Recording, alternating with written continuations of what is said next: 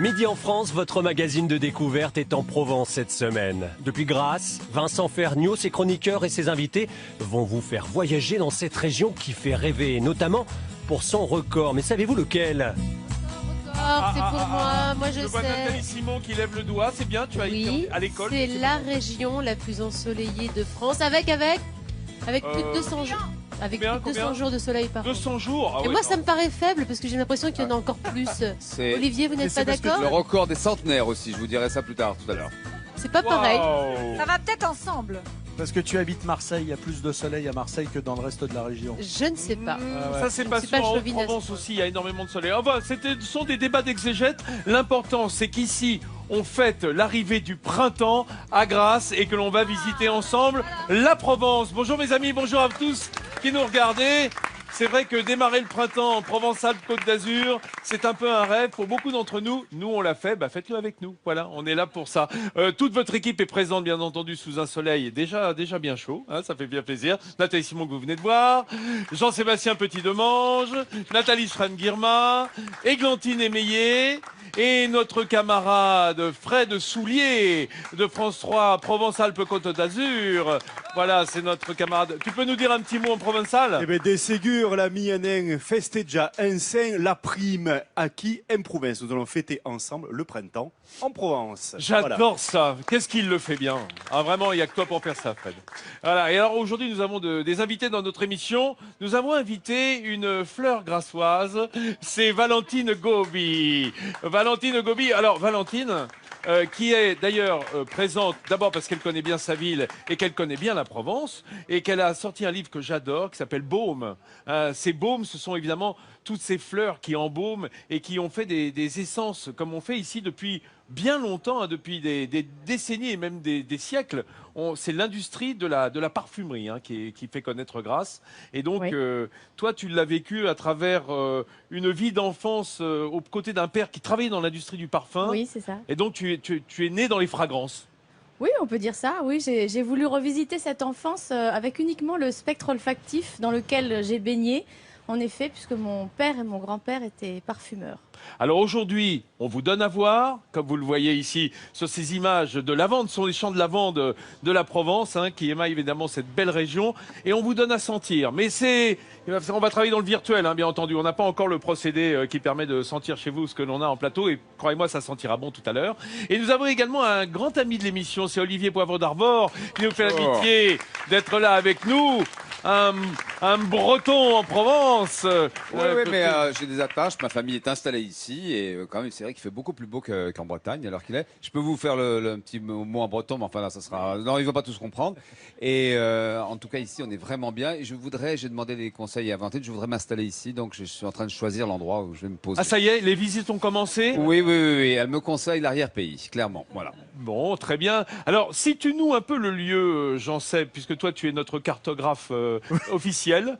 Nous sommes en Provence, Alpes-Côte d'Azur. C'est une région qui va nous occuper durant toute cette semaine. Le charme profond de ce coin de France avec des marchés hors du temps, avec évidemment des huiles d'olive de rêve, avec quelques jolis petits vins.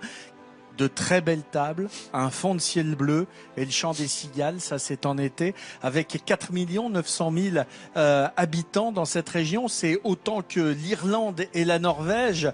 70% de la population vit sur cette frange côtière, ce trait de côte de 835 km de long, soit 15% du littoral français. La capitale administrative, c'est bien évidemment Marseille. Et s'il y a plus de 200 jours par an de soleil dans toute la Provence, il y en a plus de 300 à Marseille. C'est pour ça que je te dis que tu as de l'impression d'avoir plus de soleil à Marseille qu'ailleurs. Je vais pas jouer à la chauvine non plus. C'est beau partout. 300, ça laisse à peine 2 jours pour arroser un petit peu le jardin quand même. Il y a souvent du Mistral à Marseille. Ah, voilà, c'est Le ça. ciel est souvent ça dégagé. chasse les nuages, on le sait bien, et ça rend fou. Mais nous, débouché du delta du Rhône. Merci Jean-Sébastien. Mes amis, la cuisine, c'est très important dans cette émission, puisqu'on prépare tout au long de Midi en France le repas qui viendra nous régaler à la fin de cette émission. Et j'accueille aujourd'hui un ami qui est venu de pas très loin, de Mougins. C'est Denis Fétisson, le chef. Salut Denis. Comment vas-tu? Ça va et toi? Plaisir de se voir. Ah bah écoute, C'est toujours un plaisir de cuisiner avec toi. Quelle est la recette que l'on va préparer aujourd'hui? Parce que je vois que tu as apporté les premières asperges. Les premières asperges. Elles viennent de Malemort. C'est où? C'est du côté de la vallée de la Durance, ça? Voilà, c'est exactement ça. Ouais. C'est dans le Vaucluse.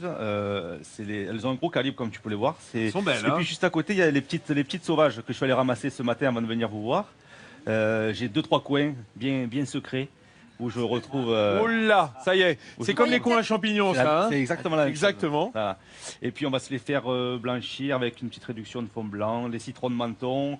Qui sont là d'ailleurs. Voilà, qui sont là. Une pomme de terre macaire, qui est une recette classique française. C'est pas mal ça. Ça, c'est pas mal. Hein. Même si vous ne retenez pas le reste, la pomme de terre macaire, ça plaît aux enfants, je peux vous le dire.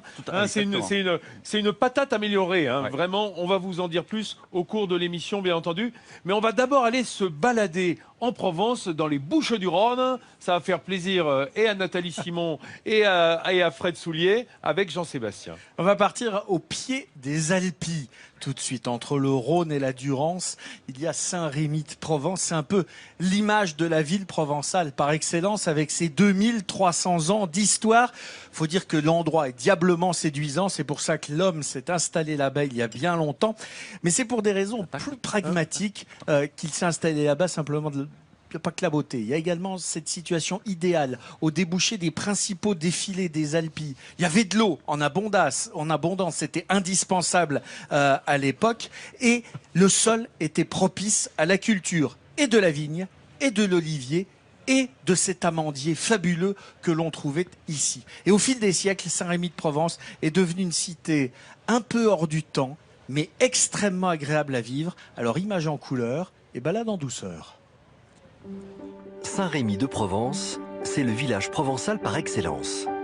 Ses ruelles, ses maisons aux volets colorés offrent à cette commune une atmosphère particulière qui a séduit Marie, parisienne d'origine.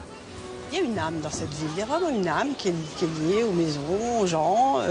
Il y a vraiment... L'ambiance, c'est quelque chose d'extraordinaire. Mais un des endroits que je préfère sur le plan esthétique, disons, c'est la place Favier. C'est le cœur de Saint-Rémy. Je trouve que c'est l'endroit le plus attachant. Les Saint-Rémois l'appellent Louplanet, c'est la petite place, c'est le plan, c'est l'endroit où on se retrouve. L'un de ses moments favoris, c'est le marché qui fait la renommée de la ville dans toute la région. En pleine saison, il s'étend beaucoup plus loin. Sur les étals, les incontournables olives provençales se mangent à toutes les sauces. Alors ça, sont les olives du pays, c'est vraiment les olives des Alpilles. C'est des olives qu'on cueille vers le mois de novembre et qu'on ne déguste que fraîches. Ah bon.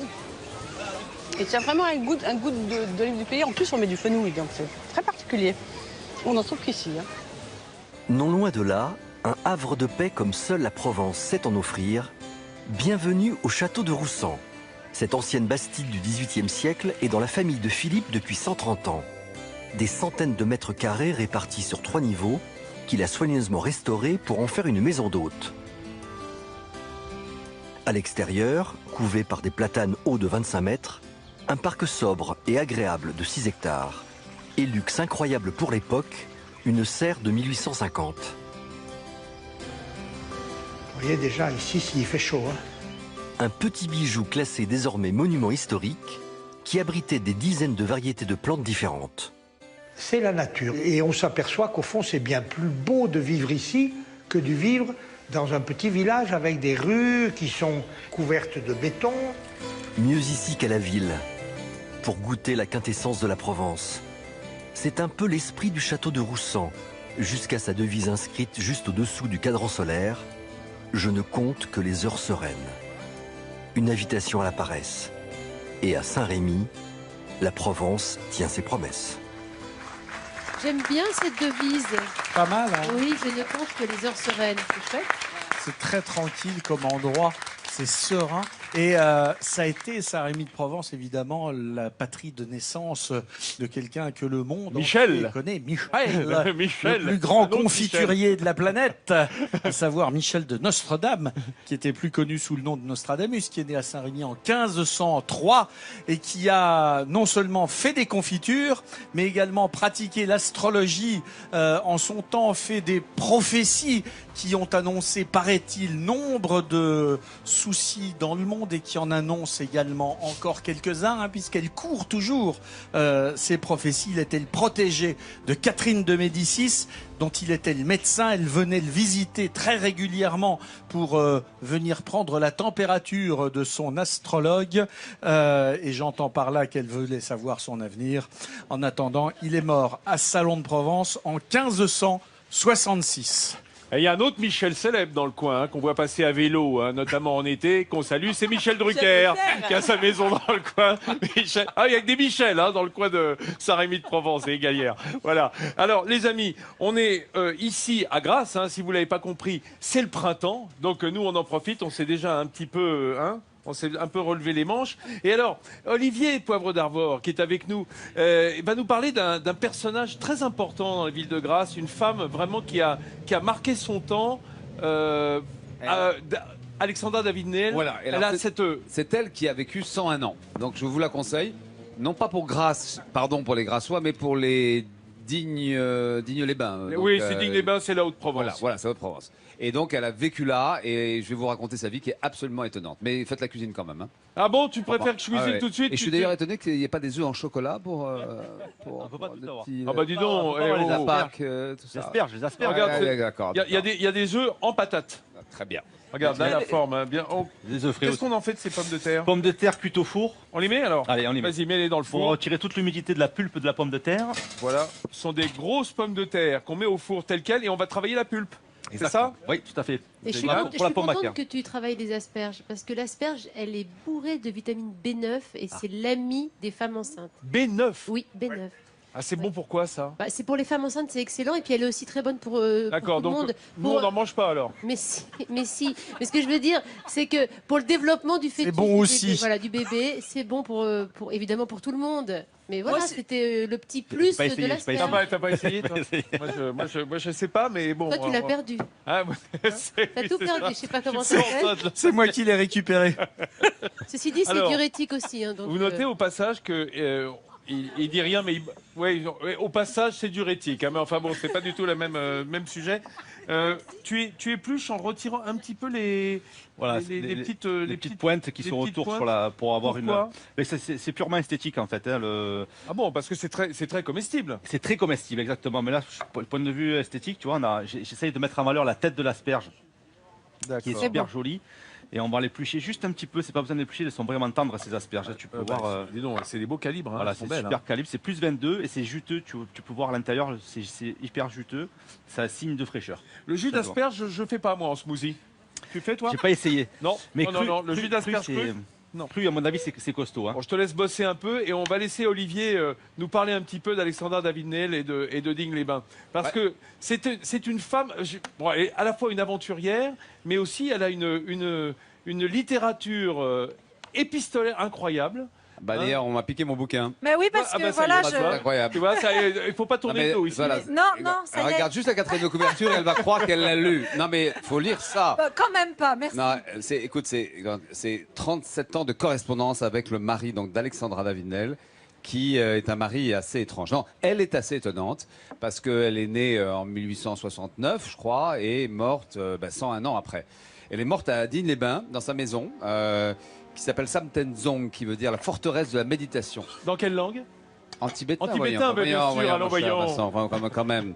Et elle a fait 1000 choses dans sa vie. D'abord, elle avait un père qui l'aimait bien, qui avait un petit peu d'argent, qui lui a permis de faire des études. Elle était à la fois française et belge. Elle a fait de l'opéra, cantatrice. Elle a chanté Bizet, Carmen, Violetta, enfin des grands airs. Puis elle a voulu être archéologue. Et puis elle a commencé à 15 ans à faire une fugue. Ça commence bien. Elle voulait aller en Angleterre. Elle n'a pas pu. Elle a été ramenée par le destin jusque dans sa famille. Et là, à partir de 17-18 ans, on n'a plus pu la lâcher. Elle a décidé d'aller visiter le monde entier. Et elle est très connue, Alexandra David-Néel, par tous ceux qui aiment l'Asie, et notamment le Tibet, parce qu'elle a été la première femme, et d'ailleurs une des premières occidentales, à pénétrer dans le Tibet. Elle a été lors de très très nombreux voyages, en Tibet, en Chine, en Japon, en Corée évidemment. Oui, le Tibet qui reste assez inaccessible aujourd'hui, donc on imagine à l'époque. Inaccessible. Et honnêtement, en plus, je ne vais pas trop faire de politique, mais enfin les Chinois ne se sont pas toujours très bien comportés, à tel point d'ailleurs qu'il y a un mausolée dans cette maison, qu'il faut aller voir, la maison d'Alexandra David-Néel à Digne-les-Bains, qui est un mausolée aux 1 200 000 Tibétains qui sont morts pendant l'invasion chinoise. Pour revenir sur son itinéraire, elle rencontre un homme, donc qu'elle épouse, mais ça dure quelques semaines, pas plus. Ouais, mais ils s'adorent. Elle est très avant-gardiste. Voilà. Et elle est féministe d'ailleurs, elle est féministe, elle est bouddhiste, elle est franc-maçonne, elle est absolument tout ce qui, dans l'époque, était un peu novateur. Et elle décide de partir en Asie. Et elle lui dit, je reviens bientôt. Et donc, 14 ans après, elle revient. Mais elle revient pas toute seule. Elle revient avec un jeune garçon. Avec une famille. Non, un jeune garçon, très sabbatique, tibétain. Est-ce que je peux me permettre de dire que tu es un peu expert en la matière? On va voir le BT de ton livre que tu as publié qui s'appelle L'amour à trois. Ah mon Dieu, c'est bien. Non mais écoute, j'espère que mon père ne regarde pas l'émission. C'est peut-être ça qui t'a intéressé dans l'aventure d'Alexandra David-Neil aussi. Il y a toujours un troisième dans l'amour. Hein, mais en même temps, 14 ans après, sur une vie sur 101 ans, c'est un peu à bientôt. Oui, à la fin, oui, c'est vrai. Mais enfin, le jeune garçon qui est un lama, donc à 19 ans, et elle va l'adopter en plus, donc tout ça est assez étonnant, enfin libre hein, pour l'époque. Et puis elle va repartir régulièrement là-bas, écrire sur le Tibet comme personne n'a jamais écrit.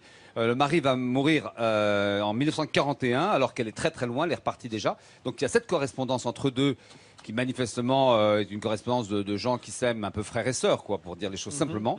Et puis elle va continuer sa vie, acheter une maison ici en 38, dans cette région qu'elle adore, à Toulon, parce qu'elle voulait un peu de soleil. Et puis après, à Digne-les-Bains, elle va y vivre là pendant 20 ans, 25 ans, avec une femme formidable qui s'appelle Madame Perronnet, et qui était sa secrétaire, et qui dans les 10 dernières années de sa vie a transformé, et j'insiste pour qu'on visite cet endroit qui est un musée, a transformé cette maison en musée. Je crois, Olivier, que ce n'est qu'un prologue à la visite de cette maison où on comprend mieux effectivement la richesse de la vie de cette femme. Voilà, et que dans le fond, cette région, c'est au cœur du monde, c'est au cœur de l'Asie, c'est au cœur de la Chine, c'est partout. Voilà, il y a le Tibet et vous pourrez même visiter un petit temple de méditation dans cette maison. Enfin, vous allez vous transporter. Tu nous donnes envie, Olivier. Merci beaucoup d'aller voir effectivement à Digne-les-Bains la maison d'Alexandra David-Neil. Et pour partir de la Provence et aller jusqu'au Tibet, par où est-ce qu'on passe, Fred Soulier? Eh bien, on passe par la N7, la fameuse route nationale 7. La Provence et la Côte d'Azur sont traversées par la plus célèbre des routes nationales françaises. Maintenant, on les appelle des départementales N. Et oui, c'est la N7, celle que chante Traîné, évidemment. Elle est longue de presque 1000 km, 996 km. Ah, Paris-Menton, vers le sud-est, la Méditerranée, plus mythique encore que la route 66. Faut être franc. Allez, en voiture, M. Ferniaud, je vous embarque du côté de Piolenc dans la Vaucluse. Ça va. À la rencontre de Christian et Jean-Paul, deux passionnés de la N7. Jean-Claude et Christian sont des amoureux de la Nationale 7.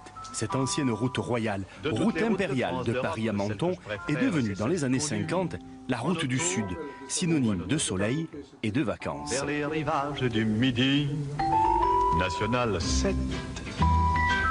Il faut l'apprendre qu'on aille à Rome à 7. Pour Jean-Claude, dont les parents tenaient un hôtel-restaurant bien fréquenté le long de la route, la 7, c'est avant tout une nostalgie bon enfant. Il faut savoir qu'à l'époque, les gens mettaient mais au moins 2 jours pour descendre de Paris. On disait descendre, hein, parce que quand on remontait sur Paris, c'était toujours remonter. La route bleue symbolise les vacances qui se démocratisent sur la Côte d'Azur, mais aussi une route estivale chargée, avec des embouteillages interminables pour traverser Montélimar, Orange, Brignoles.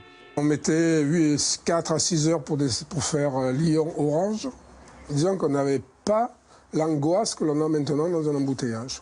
Ça faisait partie du décor, on va dire, et on savait que c'était la route qu'on descendait pour les vacances. Alors, demi-heure de plus ou de moins, et puis on regardait, il y avait les gens, il y avait de l'activité au bord des nationales. Bien présente dans la mémoire collective, la bonne aubaine des marchands de balais dans le Vaucluse ou de Nougat à Montélimar contribue à la légende, de même que les pannes multiples, bonheur des garagistes locaux. Les voitures tombaient souvent en panne. Pourquoi? Il y avait des voitures d'avant-guerre. Et aussi la qualité des huiles, la qualité des moteurs, la qualité des pneumatiques faisait que où on tombait en panne, où on avait des accidents. Et donc les gens s'arrêtaient sur place, là où ils se trouvaient, on venait les dépanner. À l'inverse de maintenant, et bien souvent, ils restaient 3 ou 4 jours à l'hôtel. On est heureux, Nationale 7. Nationale 7, une route qui restera malgré tout un mythe longtemps après que le poète Traîné et les bouchons ont disparu. Alors petit rappel, la route nationale 7, elle commence comme toutes les routes de France, sur le parvis de Notre-Dame, voilà, à Paris. C'est là que l'on compte le kilomètre zéro. Et puis on sort par la porte d'Italie, Fontainebleau, et on arrive ici, voilà, dans les Alpes-Maritimes, presque pour terminer. Il y en a peu côté qui partent de Notre-Dame quand même. Hein. J'ai oui, pas mais vu faut beaucoup de prendre la caravanes sur le parvis de Notre-Dame. Et on termine ici, donc à Menton, où il y avait le fameux poste frontière que l'on voit dans le film Le Cornu. Allez visiter ce musée de National 7 à Piolenc, c'est vraiment très sympa. C'est riche d'anecdotes, de souvenirs avec ses passionnés. Il a même été agrandi depuis. Et puis il accueille quasiment 20% de touristes étrangers par an. La National 7 n'a pas de frontières. Ah, merci mon Fred, tu as bien raison. Et ici, il suffit de faire 5 km dans un sens ou dans un autre pour trouver un beau village. Et il y a un village qui plaît particulièrement à Valentine Gobi qui est avec nous. Je crois que c'est Gourdon. Hein, Gourdon qui se trouve à quelques kilomètres d'ici, c'est pas très loin. Oui, il y a quelques kilomètres de Châteauneuf-de-Grasse, qui est mon village de naissance. Alors, parlez-nous un peu de ce village. Alors, oui, c'est un village qui est superbe, qui est un nid d'aigle. On appelle ça un nid d'aigle, c'est-à-dire qu'il est en effet planté sur un piton rocheux qui offre une vue extraordinaire sur la mer, sur toute la plaine, le bas de la vallée du Loup. Et quand on se tourne vers la montagne, c'est très beau aussi, puisque c'est la route qui monte vers Cossol. C'est un plateau caillouteux merveilleux pour faire des randonnées et du vélo. Voilà. Donc c'est très minéral, c'est un univers qui change beaucoup de la côte vraiment, et qui a une spécialité qui est le miel. Le miel de Gourdon, à partir duquel on fabrique des pains d'épices exceptionnels. Et donc quand on va à Gourdon, généralement on redescend avec du pain d'épices dans les poches et des confiseries au miel. Je crois que tu avais dit le miel de Bourdon. Ah oui, c'est vrai. Et les jardins qu'on a entreaperçus là sur ces images aériennes sont des jardins que l'on doit à André Le Nôtre. Ah oui. Jardin à la française d'André Le Nôtre. Ah bah dis donc, il y avait un château qui jusque là faire ces petits jardins. Vincent, c'est pas le pâtissier. Hein. Non, j'ai bien compris. Hein. Parce que j'essaye de suivre à un moment donné. Non, pour ceux qui ont une culture un peu pâtissière. Là, tiens, comme notre chef, d'ailleurs, qui est en train d'émincer de l'échalote, sans rien dire, Denis. Oui. Hein, tranquillement, on te laisse dans un coin, t'es mince. Moi, les quand je cuisine, moi. Bah, surtout en même temps, c'est ton boulot. Hein. Alors, la recette, on a sorti les pommes de terre qu'on avait mis au four. Tu les as dépulpées. Voilà, exactement. En gardant la coque, quand même. Non, j'ai retiré la peau, juste la pulpe comme ça. Donc là, comme tu peux le voir, elle est assez sèche, la pulpe de pomme de terre. Oui, ça c'est de la pomme de terre jaune. Exactement, agria. C'est une belle pulpe. Agria, c'est un peu comme les binges, vous voyez, ces grosses pommes de terre à cuire très farineuses. Exactement, très farineuse. C'est ce qu'il nous faut. Là, un petit conseil sur l'échalote. Ah, conseille-moi. La grosse échalote, longue échalote. Ouais, de l'échalion, quoi, de l'échalote de semis. Exactement. Ouais, qui est plus douce que l'échalote de tradition. Tout à fait. Donc moi, pour les émincer, je conseille juste de lever la première peau comme ça, tu vois. Ouais. Et ici d'émincer finement. Ouais. La tourner comme ceci. Et hop, et là on émince. Et je trouve ça beaucoup plus facile parce qu'on n'a pas de hauteur. Que de la faire entière. Exactement. Que de la faire en hauteur. Sinon ça se barre. Sinon ça se barre. Parce que on va dire les cailloux, enfin les différentes couches, elles ont tendance à bouger. Alors voilà, ça tu le mets dans la pomme de terre. C'est le début de notre pomme de terre macaire, ça. C'est ça. D'accord. Et là, pomme de terre, échalote finement ciselée, piment d'Espelette, un peu de sel. Ouais. Dis donc, tes citrons de Menton qui sont là, on va s'en servir dans cette. Ils sont bio, ceux-là? Ah ouais, ça c'est bio, ça. Ah, alors là, tu sais, moi je suis la spécialiste. Hein. Tout ce qui est bio ici, c'est Nathalie Simon, ça. Est-ce que tu les as certifiés? Nathalie, c'est bio. On parlera tout à l'heure justement de ça, mais quand on pense au citron, on pense à quoi alors? Bah, on pense à Menton. Ah oui, évidemment. Alors on connaît la fête du citron de Menton, qui est magnifique, mais est-ce qu'on connaît bien toutes les vertus du citron de Menton? Eh ben non. Rafraîchissant, antiseptique, astringent, tonifiant, cicatrisant, donc c'est naturel. Jaune, nonobstant, oui, c'est tout naturel de le retrouver dans des cosmétiques sous de multiples formes. Finalement, on le mange, on le boit, on l'applique, c'est QFD. C'est l'emblème de la ville de Menton, le citron. Et s'il est aussi réputé, c'est qu'il possède toutes les qualités d'un citron classique et bien plus encore. Oui, la peau est plus épaisse que sur un citron normal, plus rugueuse, mais c'est une peau dont on peut se servir quand on fait des mets au citron. Mais regardez, il y a quand même beaucoup de jus, regardez. Vous voyez, il y a quand même beaucoup de jus dans le citron, et ça a des qualités... C'est très bon, hein. L'agrume est connu depuis longtemps pour ses qualités gustatives, mais il s'applique également à d'autres secteurs d'activité. Dans le sud de la France, on consomme régulièrement du citron sous toutes ses formes. C'est l'heure de la pause citron. Ah, la pause citron. Voilà, tu veux pas une Il y a le citronnade? soleil dans le ciel et il y a le soleil dans le verre. En jus ou en huiles essentielles, il prend soin de notre corps et ses avantages sont très nombreux et reconnus par le corps médical. Il a des vertus donc antioxydantes. Sur la circulation du sang, sur le cholestérol, ça fait baisser le taux. La glycémie, ça aide à lutter contre le diabète, ça aide à maigrir. Bien sûr, les propriétés antiseptiques, lutte contre les infections. Vous l'aurez compris, les bienfaits sont multiples, car c'est scientifique, le citron est une bénédiction de la nature. En plus d'être bon pour la santé, il est aussi agréable pour notre enveloppe corporelle. Propriétaire de cette boutique, Fabrice nage dans le citron depuis son plus jeune âge. Il a donc voulu montrer l'étendue des possibilités de l'agrume dans son magasin. Le concept de base, c'était justement de montrer au public tout ce qu'il était possible de fabriquer avec le citron. Et il y a tellement de possibilités, autant en alimentaire qu'en cosmétique et bien d'autres domaines encore, que petit à petit la gamme s'étoffe. Et petit à petit, les gens se rendent vraiment compte de toutes les possibilités qu'offre le citron, et notamment le citron de Menton. La diversité qu'offre l'agrume local semble donc ne pas avoir de limite. En témoigne cette séance de soins dans un institut de beauté. Le citron renforce la tonicité de la peau, stimule la circulation sanguine et aide au déstockage des graisses. C'est vraiment très agréable, on a vraiment une sensation de fraîcheur. On sent que ça circule, donc voilà, très agréable. Le citron de Menton est définitivement synonyme de bien-être. Un zeste de vitamines dans votre quotidien. Vous avez vu toutes les vertus du citron de Menton, voilà. Non mais, et en plus, j'ai l'habitude de dire, souvent le citron, lorsqu'on ne connaît pas l'origine, c'est juste le pouvoir acidifiant. Mais le citron de Menton, c'est vraiment un fruit. Tu as vu tout ce qu'il y avait. Et alors, tu l'as évoqué tout à l'heure avant le sujet, depuis le 2 octobre 2015, c'est un peu la révolution ici. On militait à Menton pour une appellation IGP, indication géographique protégée, et c'est fait. Le citron de Menton ne pourra plus subir de contrefaçon. C'est quand même très important parce que on peut dire des copies. On peut être citron de Menton si on n'a pas l'IGP.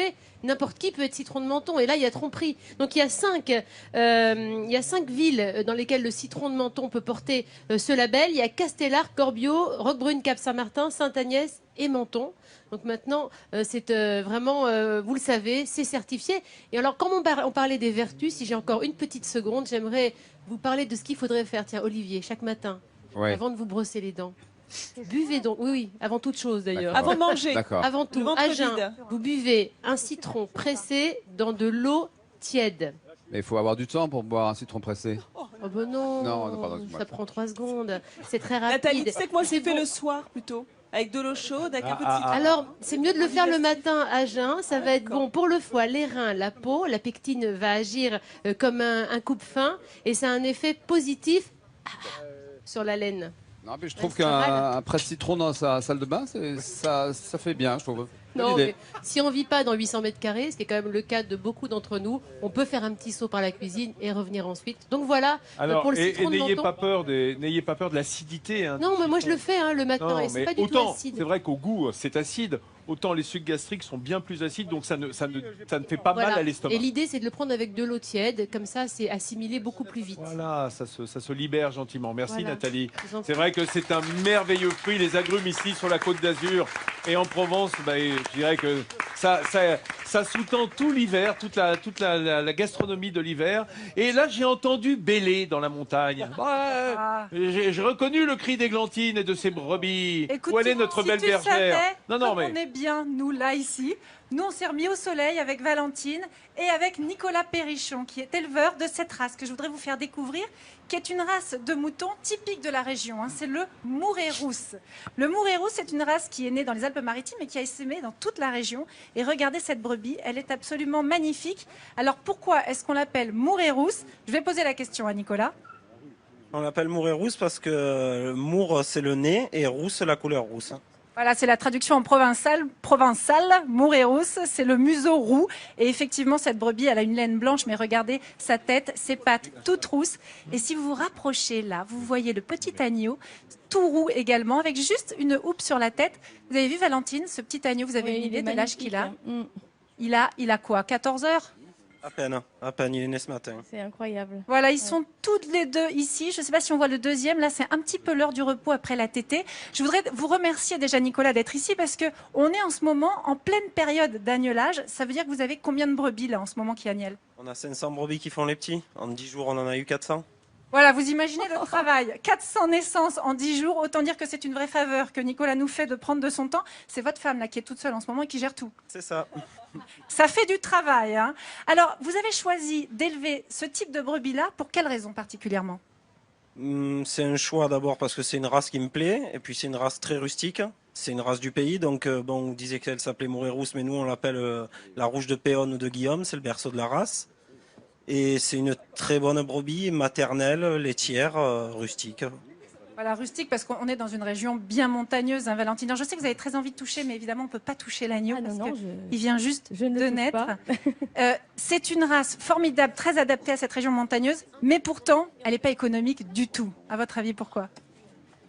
Ah, je ne sais pas. Peut-être que la laine, on n'en fait rien. Alors, on n'en fait pas grand-chose de la laine, mais ce n'est pas vraiment la raison. Non, on n'en fait pas grand-chose de la laine, mais c'est surtout que c'est une brebis qui mange beaucoup. Elle a déjà une grande taille, c'est une brebis qui mange beaucoup plus que les autres races. Alors ça, c'est par rapport aux autres races. Il y a un tweet en ce moment qui vient d'apparaître. Il y a quelqu'un, un téléspectateur, qui nous demande « Est-ce que les brebis font du lait ?» Je vais vous laisser la réponse, Valentine, tellement c'est évident. Évidemment, on en fait du fromage, de l'excellent fromage. Du fromage de brebis. Alors, juste un mot, pourquoi vous élevez cette brebis Mureros? Vous êtes très engagé dans la préservation de cette race, Nicolas. Oui, on est en centre de sélection et on essaye de préserver cette race. Donc, on élève... toutes les femelles partent à d'autres éleveurs à l'automne. Et voilà. Et voilà, et c'est comme ça que la Mureros, qui avant a été une race à un faible effectif et qui aujourd'hui a pu s'étendre très facilement. On en est à peu près à 36 000 têtes. Hein. Merci beaucoup, Nicolas. Merci à vous. Merci Nicolas, merci Églantine. Merci, et merci aux brebis. Moi, Oui, j'aime beaucoup les brebis, mais je préfère encore les toutes jeunes, là, les gigots de 7 heures. Ça, c'est formidable, non, mais- formidable, Non, formidable. alors là, On a dit je qu'on ne m'insurge. mange... Je m'insurge. Tu as bien fait. Alors là- Féliciter Nicolas, qui est un éleveur qui ne mange pas d'agneau. Voilà. Églantine, moi qui ai été formé depuis 5 ans par Hélène Gâteau, notre vétérinaire, et toi, amoureuse des animaux, maintenant j'ai décidé de ne plus manger les animaux qu'on a en plateau. Je t'adore. En revanche, sur les autres... Vincent, en parlant de viande, Oui. la semaine dernière, on a eu le droit à des beignets verts. Oui. Aujourd'hui, on a le droit à des légumes, des asperges. Il n'y a pas de cochon. Ça non, doit te non, manquer, c'est toi, vrai. Vincent. Qu'est-ce qui se passe? Parce que le cochon, c'est pas tellement le produit de Provence-Alpes-Côte Ça doit te d'Azur. manquer, du coup. Plutôt l'agneau, c'est Des vrai. légumes du soleil. Mais là, les on est légumes on du est dans- soleil. on Et est dans avec la Denis, patate, ça là. tombe bien quand même, hein, les légumes du soleil. Parce Regarde. il rend un bel hommage à Roger Verger, le grand chef disparu il y a peu de temps, qui a mis en avant les légumes du soleil à Mougins. Et la ville de Mougins. Et la ville de Mougins comme patrie de la gastronomie provençale. Alors là, tu as préparé des pommes macaires. C'est-à-dire que tu as... Remontre-moi comment tu fais exactement. Alors, pour rouler la pomme de terre. Les pommes de terre qui sont sorties tu du prends un four. petit... voilà, à la main. Échalote, ciboulette, C'est un piment peu comme les d'Espelette. doubichous de Sofia, ça. Vous vous souvenez, Pas vu les rouler à la doubichous main. Oui, d'accord. Alors, voilà, tu fais comme un petit crottin de chavignol. Voilà, un petit fromage. galette. Et ça, dans la farine. Dans la farine, panure à l'anglaise. Panure à l'anglaise, c'est-à-dire farine d'abord, bien époustée. Enfin, Voilà. en tout cas, voilà, on la tapote un peu. Dans le jaune, dans l'œuf entier battu, assaisonné. Hop. Et dans la chapelure. Et parfois, il y en a même qui repassent dans la farine, puis à nouveau dans l'œuf. Pour faire Exactement. une croûte un peu plus épaisse, mais là... Qui tienne mieux à la cuisson. Voilà. Alors là, cette chapelure, c'est une chapelure de quoi, ça? Chapelure de pain de mie séché, tout simplement. Voilà, de pain de mie séché. Et ça, on va le faire frire. Ça, on va le faire poêler. Poêler. On peut le faire frire aussi. On peut le faire frire directement dans la friteuse. C'est pour ça que des fois, ils font double panure, comme tu dis, pour que ça tienne à la cuisson. Mais là, vu que c'est poêlé, on prend moins de risques. Dis donc, tu mets pas tes asperges à cuire, jamais Mais non, parce que les asperges vont cuire en 10 secondes. Oula.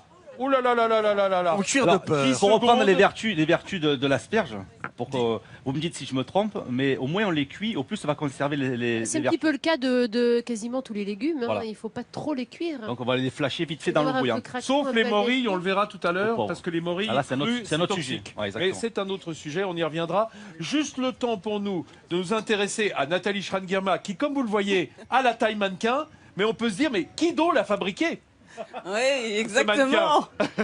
Non, mais c'est vrai que les beaux jours arrivent à grands pas. Hein. Certains vont refaire leur garde-robe. Et je suis sûre, mesdames, que vous avez déjà été séduites par une jolie robe portée par un mannequin en vitrine. Puis en général, quand on rentre moi, à la jamais. maison, qu'est-ce qui se passe? C'est le drame. C'est le drame. On a beau prendre la pose du mannequin, ça ne fonctionne plus du tout. Eh bien, justement, vous n'imaginez pas tout le travail qu'il y a derrière la fabrication d'un mannequin. Direction Carrosse, chez le leader mondial de la création et de la fabrication de mannequins, justement. Blanc, noir, avec ou sans tête, les mannequins sont incontournables dans les vitrines des boutiques. Et ces mannequins qui portent peut-être les vêtements que vous allez acheter, c'est dans l'arrière-pays niçois que Jean-Marc les imagine et les conçoit. Une success story made in Côte d'Azur qui a commencé dans son garage il y a 30 ans. Le premier mannequin est artisanal, fait de ses petites mains. Et voilà, depuis, l'entreprise vend environ 50 à 60 000 pièces par an. Et ma grande fierté, c'est quand je voyage un peu dans le monde entier, et de voir dans des vitrines mes mannequins qui sont là, un peu partout. Et j'en suis très fier. Année après année, Jean-Marc est devenu l'un des leaders mondiaux du marché du mannequin de vitrine. Les maisons de luxe du monde entier s'arrachent ses modèles au style inimitable. 80% de sa production part à l'étranger. D'accord, c'est la première qui est pour les US? C'est ça. D'accord, après on a le États-Unis, Europe ou encore Japon, Jean-Marc exporte dans le monde entier. Sa carte de visite, c'est la French Touch. La mode française s'exporte très bien et nous on en profite, on en bénéficie. Et c'est vrai que quand on va aux États-Unis, on dit qu'on a un produit made in France, que la création est faite en France, que tout est fait en France. Ça, c'est une valeur ajoutée.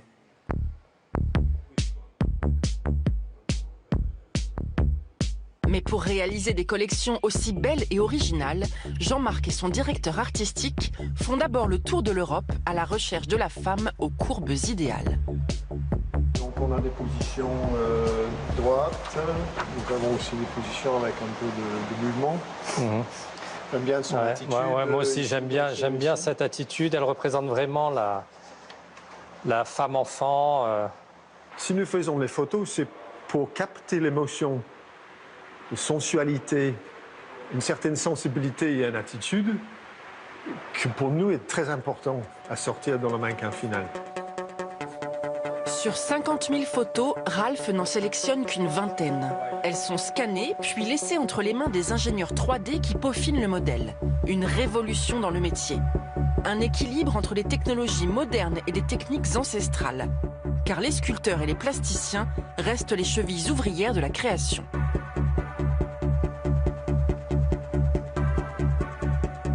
Bien sûr, il y a les nouvelles technologies qui sont rentrées dans notre monde et qui ont chamboulé pas mal de choses, mais rien ne remplacera la main de l'artiste qui va magnifier, qui va embellir, qui va interpréter une image virtuelle qui est froide et sans vie. On fait vivre la matière, on fait jouer la matière jusqu'à temps d'obtenir vraiment ce que le cerveau a envie de voir. Et Jean-Marc ne s'arrête pas là. Il vient de lancer une collection où tous les détails du visage sont modulables, adaptables, afin de rester un artiste précurseur.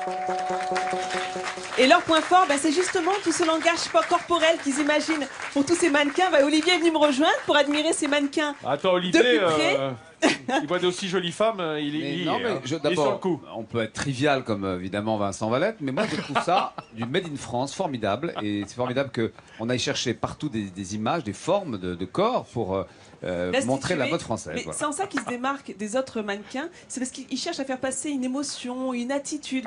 Par exemple, là, vous avez, pour ce mannequin grande taille, cette femme avec ses formes voluptueuses, très charnelles, très féminines, eh bien, ils ont fait appel à une mannequin très connue. Donc, pendant il a fallu quand même 1 an de recherche pour trouver le bon mannequin, pour faire le shooting, pour préparer toute cette collection de mannequins grande taille. Et aujourd'hui, ils proposent la plus grande collection au monde, grande taille. Alors, juste à côté, vous avez un autre mannequin. Bon, là, vous voyez bien que c'est pas une forme réelle, ça. Vous n'aurez pas le mobile, madame. Non, c'est... Non, vous n'aurez pas le 06 de madame. Pas question. Alors, celui-ci, il est assez étonnant. Alors, celui-ci, vous avez bien compris, hein, c'est pas une forme réelle. Hein. Ouais. On dirait un personnage de fiction. Vous trouvez pas, les filles? On dirait un personnage de aussi, d'ailleurs. Hein. Oh, c'est gentil, mais là, quand même, elle fait 2,10 m. Ouais. Je suis d'accord avec toi, Nathalie. On dirait un personnage de Luc Besson. Ouais. Elle est tirée tout en longueur, comme un chewing-gum. Ouais, Non, mais elle est toute en courbe, très élégante, très raffinée. En général, on la retrouve dans les vitrines de maisons de luxe. Et ils aiment bien lui faire porter des robes extravagantes. Donc, c'est vraiment pour attirer le regard. Si elle était bleue, on dirait un personnage d'Avatar. Tu as raison, exactement. Tu as de la fiction, encore une fois. Là, elle est en finition couleur ébène. Donc voilà, il y a des finitions en bois, elle est également en noir, en blanc. Enfin, il y a plein de vous nous finitions amenez vers possibles. d'autres créatures de Non, mais rêve. alors là, je vais vous épater, Olivier. Oui, je vous alors suis. ça, c'est révolutionnaire. Ce mannequin, c'est un concept assez étonnant avec un visage amovible. Et ça, je peux vous dire qu'ils sont les premiers à le proposer. Ils ont beaucoup de succès. Vous voyez ce visage? Oui. On va le changer. Vous êtes d'accord avec moi? Oui, il faut que je ferme les yeux, non? Alors regardez. Hop, tout est aimanté. J'enlève ce visage. D'accord. J'en mets un autre. Tiens, on va mettre celui-ci. Hop. Je vais constituer ça. C'est comme je suis comme une petite fille là. Je suis heureuse. Je constitue ma poupée. Voilà, on lui met un visage. Après, Laisse on va Olivier choisir ses faire, yeux. on voit un petit peu comment il imagine sa femme idéale. C'est Ça peut vrai. permettre Est-ce que ça vous au convient? mariage de durer plus longtemps, finalement. Cette Oh formule-là, non. non Ben, regardez, Non. dites-moi si vous êtes d'accord avec moi, Olivier. Ouais. Hop, on lui met ses yeux là. Au niveau de la bouche, qu'est-ce que vous voulez comme bouche? Une bouche rose, des rouges lèvres rose, rouge, orangé? Orangé, oui. Alors, voilà, orangé, c'est voilà, on va bien. vous faire plaisir. Hop, petit rouge à lèvres orangé. On va récupérer la perruque d'à côté, hein, on s'occupe Oui, de oui, celle-là. Est-ce qu'elle vous convient, Olivier? Bien mieux qu'avant. Bien mieux qu'avant. Alors, je vous explique. Ça paraît ludique comme ça, mais pour les enseignes de luxe, notamment ceux qui ont aussi des marques dans la cosmétique, c'est très important pour eux. Parce que les couleurs vont changer en fonction des saisons, en fonction des habits. Donc, on peut complètement personnaliser ces mannequins. Et pourquoi est-ce que ces entreprises dépensent énormément pour avoir des mannequins de ce style-là? Tout simplement parce que ça a un vrai impact sur les ventes. Mesdames, on adore les robes portées par les mannequins. Ça nous attire. Comme des mouches. Voilà. Donc encore un C'est grand à ça que bravo ça sert, il paraît, à cette Nathalie. entreprise. Mais c'est vrai. À cette entreprise qui rayonne dans le monde entier. Et la demoiselle qui est derrière vous, vous êtes fâché avec elle. Hein, non, mais En plus, je lui ai enlevé ses cheveux. Elle doit pas être très contente. Mais celle-ci, c'est un mannequin un peu plus classique. Voilà, les Ça va, amis. Elle râle pas trop fort, c'est bien. Vraiment, Provence-Côte d'Azur, bravo. Hein. Tout va bien. Merci, merci Nathalie, merci Olivier pour cette petite démo. Très mode, hein. On est très mode, Denis, tu as remarqué. Lui, je vais te dire, il est concentré sur sa pomme macaire. Alors, évidemment, quand on la fait à la poêle, si on la met en friteuse, ça va dorer de tous les côtés. Là, à la poêle, tu es forcé de commencer par dessus-dessous et après de tourner un peu contre le bord de la poêle ou de la sauteuse. Exactement, avec un peu de gras. Qu'est-ce que tu as mis dans cette sauteuse? Bouillon de volaille, beurre. Ouais. Voilà, pour faire un petit bouillon pour enrober mes asperges. Bah et je oui, vais hein. ajouter la petite brunoise de citron de menton que j'ai fait tout à l'heure. Alors, cette brunoise, c'est donc juste émincé finement en tout petit dé, c'est ça la brunoise. Exactement. Tu vas la rajouter à quoi, ça? Un petit fond blanc là-bas, tu vois, pour rouler mes asperges. D'accord. Tu rouleras les asperges dedans. Ouais. Voilà. Tu vois, ça va infuser le fond blanc, ça va donner un goût de citron frais. Mais tu laisseras la brunoise ou tu vas le filtrer? Je la sers. Non, je la sers. Ouais. Tu la sers avec. Ouais. Ah, Et il là, faut mes savoir, hein, asperges. c'est... tu avais blanchi les zestes ou pas du tout? Pas du tout. Non, surtout cru, parce que ça, c'est d'une tendreté irréprochable, ça. Ça, Ah tu oui, le- regardez. Tu le manges tout seul, ça. Voilà. Ah oui. C'est Ouais. fabuleux, ça. Non, tu le manges. Tu sais que toute la Oui, c'est vrai. technique Tu se manges. trouve quasiment dans la peau. hein. Non mais c'est incroyable parce que C'est pas fort du tout. On dit toujours qu'il y a que les kumquats dont on peut manger en fait le zeste tel quel et le citron de menton c'est très doux, très parfumé bien entendu. Là je pense que pendant 3 jours je vais vous parler citronné, mais ça va très bien. Hein. C'est bien mieux de croquer une gousse d'ail. Hein. Ah, c'est mieux que de croquer Ouais, une gousse d'ail, c'est ça, sûr. je suis d'accord avec toi. Ouais. Et pour toi et pour les autres. Ça c'est merveilleux. Alors là, les asperges dedans. Tu les as mis en tronçons. En tronçons, exactement. D'accord. Donc on va juste les rouler. réchauffer. Elles ont été blanchies. Elles ont été blanchies 30 secondes. Enfin quand tu dis 30 secondes, c'est vraiment 30 secondes. Ouais, 30 secondes. D'accord. À eau bouillante. Hein. Eau bouillante, Ouais. voilà. Histoire de les casser un peu, mais on va les finir là-dedans. Tu vois, elles vont se rouler avec un peu de fleur de sel. Ouais. Voilà. Et c'est fini. Voilà, c'est fait. C'est fini. La recette elle est prête là, pratiquement. Bon, alors, tu sais Pratiquement, quoi, ouais. on va faire une petite rando, ça te va? Voilà. Parfait. On retrouve dans les On Bouches-du-Rhône. va retourner à Bouches-du-Rhône, absolument. Allez, On va hop. repartir un peu au nord de Marseille pour aller découvrir la montagne de la Sainte-Victoire, un endroit incroyablement beau et incroyable quant à sa topographie, parce que on imagine ce massif calcaire qui monte tranquillement jusqu'à 1000 mètres et puis d'un côté il s'effondre subitement. C'est une vraie falaise au milieu des terres, c'est une montagne incroyable. Au-dessus il y a un prieuré, but d'un pèlerinage séculaire. Ben justement, partons en randonnée pour monter au prieuré et voir cette vue devant la falaise effondrée. Oh là là. Oh là là là. Toutes les semaines, Marc et ses amis endossent leur panoplie de randonneurs. Mais ce n'est pas pour se balader. Ils ont un but bien précis, monter jusqu'au prieuré situé en haut de la montagne Sainte-Victoire. Et comme à chaque arrivée, la longue ascension est vite oubliée pour ces passionnés. C'est merveilleux. Il n'y a pas de mots pour le dire mieux. Ouais, ce qui est extraordinaire, c'est qu'en fait, on est dans un endroit complètement sauvage. On a 900 mètres d'altitude. Hein. Et là, on tombe sur un monastère. On s'y attend pas, quoi. C'est vraiment de la grande surprise. C'est impressionnant, quoi. Mais notre groupe d'amis n'est pas monté simplement pour la beauté des lieux. En effet, leur association donne la possibilité aux visiteurs de se faire conter l'histoire de ce prieuré pour leur plus grand plaisir. 1657, c'est la chapelle. Elle est consacrée en 1661 et jusqu'au porche, là, en 1670. C'est formidable de faire revivre comme ça des monuments. C'est bien. Et tout le monde en profite. Mais le groupe de passionnés ne s'arrête pas là. Ces derniers se dépensent sans compter pour restaurer ce patrimoine. Charlie et Daniel, eux, se chargent de la rénovation du sol de l'esplanade. On bouche les trous, ça permet de faire quelque chose de plus propre. Munis d'outils anciens, le couple s'affaire dans la continuité de leurs ancêtres provençaux. Parce que ça me fait plaisir, quoi. Savoir qu'il y a des gens qui sont venus ici, qui ont travaillé, il y en a qui ont vécu un peu ici, et c'est quand même assez... Moi, ça me remet un petit peu, quoi.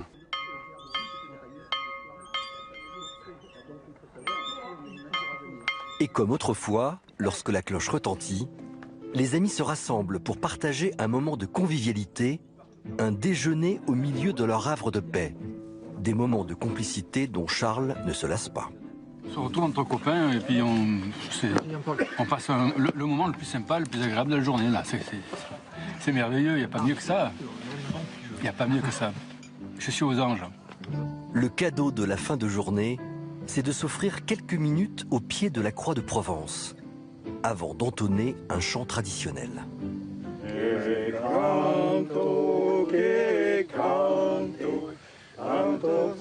Manière pour les gardiens du prieuré de remercier la montagne Sainte-Victoire pour tout le bonheur qu'elle apporte dans leur vie. Évidemment, alors celui qui a magnifié cette montagne comme personne, c'est Cézanne. C'est Paul Cézanne. Combien a-t-il peint de toiles sur la montagne? Je crois que le chiffre exact, c'est un bon paquet. C'est 44. Il a peint 44 aquarelles qui permettent, au lieu d'être exposées dans les musées du monde entier, et c'est ce qui permet à cette montagne Sainte-Victoire d'être connue partout sur la planète. Et ça, on peut dire merci quand même à Cézanne, parce que c'est un endroit vraiment à nul autre pareil. En revanche, il a peint 873 pommes, et on en parle moins. Beaucoup. Peut-être que le sujet était moins pittoresque, mais en tout cas, nous, notre table, elle est pittoresque. Elle est belle. Franchement, mesdames, messieurs, regardez cette belle table, ce beau buffet préparé par Denis Fétisson, notre chef qui vient de Mougins. Alors, évidemment, les asperges. Et alors là, je crois que ça parle au cœur de Fred Soulier, notre camarade de France 3 PACA, parce que l'asperge, c'est dans la famille. Hein. Oui, je salue mes grands-parents et toute ma famille qui, toute leur vie, ont notamment fait des asperges dans la vallée de la Durance, dans la région de Malemort, Loris, Mérendol, Pertuis. Voilà, et donc c'est beaucoup d'émotions familiales, parce que quand on était petit, on la sortait tout de suite. Mon grand-père allait déchausser. Avec des gouges. Oui, hein. on allait déchausser et sortir cette asperge. Vite, on la lave et on la croque et on peut la manger. C'est un bonheur. Comme ça, là, tac. Eh ben moi, j'embrasse ta grand-mère et je lui souhaite pas trop de mal au rein. Famille Dédé, on te fait un gros bisou. Cueillir les asperges, c'est terrible. Ouais, et moi, ma grand-mère, elle faisait du poireau, mais c'est quand même mieux de faire l'asperge que faire le poireau. Merci Olivier. Sans aucune trivialité, je me permets de te répondre que l'avantage de l'asperge, c'est que la terre n'est pas gelée, alors que le poireau en Bretagne, en plus, il faut aller casser la motte de terre pour parfois sortir les poireaux, c'est terrifiant. Mon cher Denis, on va ensemble regarder la façon dont tu as cuisiné ces asperges avant de revenir à notre table. On a fait un petit clip de ta recette. Allez, allons-y. Regarde les images. Voilà, tu peux commenter. On a démarré en pelant légèrement, enfin en tout cas en préparant les asperges vertes. Voilà, petite brunoise de citron, ça c'est le citron de menton, la ciboulette pour aller dans la pomme de terre qui a été cuite au four. Ouais. On mélange tout ça, râpé de muscade, j'ai rajouté un jaune d'œuf mélangé à la main. Voilà, Oui, c'est l'œuf qui va lier la pomme de terre. Exactement, voilà. Petit palais confectionné, ensuite pané à l'anglaise, farine, œuf battu légèrement assaisonné de sel, chapelure, donc mie de pain séché et mixé. Voilà, on refaçonne le petit palais, qu'il soit beau, qu'il soit rond, qu'il soit joli. Et on le poêle. Et on le poêle, exactement. Voilà, et pendant ce temps-là, on prépare un fond de volaille avec un petit peu de brunoise, de ce zeste de citron de menton. Noix de beurre dedans. Noix de beurre. Voilà. Et on va simplement faire rouler nos asperges qu'on avait blanchies 1 minute. Voilà, pour les glacer, pour qu'elles soient lustrées et pour qu'elles soient soyeuses. Alors, c'est une recette absolument magnifique. Évidemment, je ne vous dis pas, c'est fonction de la qualité de l'asperge. Et là, on a les premières asperges de Durance qui sont un joyau de la Provence, du printemps provençal tel qu'on l'aime. Ouais. Et on a également des morilles. Alors, il faut savoir que la morille fraîche, c'est peut-être ce qui se fait de plus beau en matière de champignons. Mais on le disait tout à l'heure au cours de l'émission, vous l'avez peut-être manqué, la morille fraîche, il faut qu'elle soit cuite. Et absolument. Bien cuite. Et séchée, c'est encore mieux, parce que quand elle a été séchée, elle perd aussi son côté hémotoxique, alors que si on la mange crue, on a des problèmes, des gros soucis. Hein. Jamais. Hein. Il y en a qui ont essayé. Non, mais il y en a qui ont essayé, qui s'en souviennent. Hein. Ils sont plus là, ouais. Non, mais je vais te dire, Nathalie, toi qui t'attaches aux nutriments, on a tendance à vouloir de plus en plus manger les champignons crus à notre époque, pour en tirer la saveur. La morille, c'est interdit. Exactement. Voilà. Et bien, moi, ça, vous allez en faire quoi donc qu'est-ce que tu vas en faire des morilles là? Il y a le sautoir qui reste là-bas. Écoute, j'ai un peu d'huile d'olive, 4 échalotes, on peut se faire quelque chose vite fait. Voilà. Avec une petite échalote ciselée. Exactement. Bien sûr, on va faire ça. Qu'est-ce que c'est que ces petits artichauts que tu nous as apportés là?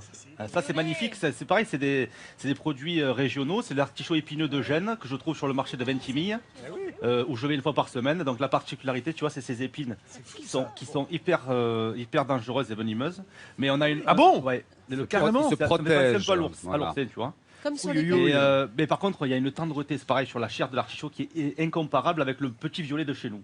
Mais ça aide à se rappeler que l'artichaut, c'est une variété de chardon, hein, en quelque sorte. Hein, c'est la même famille, donc il est normal qu'on y trouve des épines dessus. Ouais. Est-ce que dans les parfums qui sont là, j'ai envie de demander à Valentine s'il est d'usage de faire alors en dehors du citron de menton, hein, est-ce qu'il est d'usage avec certains légumes, avec certains fruits, de faire des essences naturelles aussi pour la parfumerie? Le citron, oui, c'était quand même une base. Non, mais en dehors du citron, justement, est-ce que sur cette table, il y a des choses qui... Les artichauts, non. Les asperges, non, je crois pas. Les morilles, non plus. Je crois qu'on va garder que le citron. Donc c'est vraiment réservé aux fruits. Il y a très peu de légumes. C'est les fleurs et les fruits, hein, les essences à Grasse. Mais il faut qu'il y ait de l'huile. Ah voilà, il faut qu'il y ait de l'huile. Sinon, s'il n'y a pas d'huile, on n'extrait rien du tout. Ah oui, il y a l'olive. Il y a l'olive. Mais ça se mange. Ah là, il y en a de l'huile. Ah, qu'est-ce que c'est ça, Denis? Une brioche, un pain brioché. Une petite brioche, un pain brioché façonné avec une purée d'olive à l'intérieur et cuit au four avec un peu de fleur de sel et de l'huile d'olive. Donc au fond, tu fais une abaisse. Exactement. Et tu roules, tu tartines de pâte d'olive ou de tapenade et tu roules et ensuite c'est cuit comme ça. Toi, Nathalie Simon est en train d'être dévalisée. Ah, moi je suis dévalisée. Dégustation de pisala. Elles sont juste cuites. Oui, j'arrive, madame. J'entends madame. J'arrive, madame. Madame, oui, ça marche assez bien. Ils ont le sourire, je peux vous dire. Il me reste 2, messieurs, dames. Il faut dire que c'est un supplice parce qu'on est au milieu des Grassoises et des Grassois qui sont venus juste avant l'heure du déjeuner. Alors évidemment, on leur met sous le nez les plus belles préparations de Denis. C'est un peu délicat. Églantine, de ton côté, ça se dispute aussi? Alors, je commence là justement à faire goûter la fameuse faugasse à l'olive. Tenez, j'entends moi, j'y arrive. Et en plus, nous avons là le papa de Valentine. Alors, je vous laisse goûter. Ah, Dominique. Dominique. Alors, Denis, la vérité. Hein. Chef, Denis Fétisson. Bon, mes amis, C'est on est délicieux, en je plein vais continuer. buffet, en plein buffet Asperges du sauvages, déjeuner délicieux. ici à midi en France. On fête la Provence, ce printemps en Provence qui démarre avec les asperges, qui en est un des plus beaux symboles. Denis Fétisson, merci. Merci à Valentine Gobi, auteure et grande connaisseuse des parfums de la région, d'être venue vous voir. Olivier, qui est un grand témoin et un ami de l'émission, qui revient quand tu veux, bien entendu. Très vite. Et il me reste à vous souhaiter bon appétit. Bon journal régional dans quelques secondes. Bon journal national. On se retrouve demain ici à Grasse pour fêter la Provence. À demain.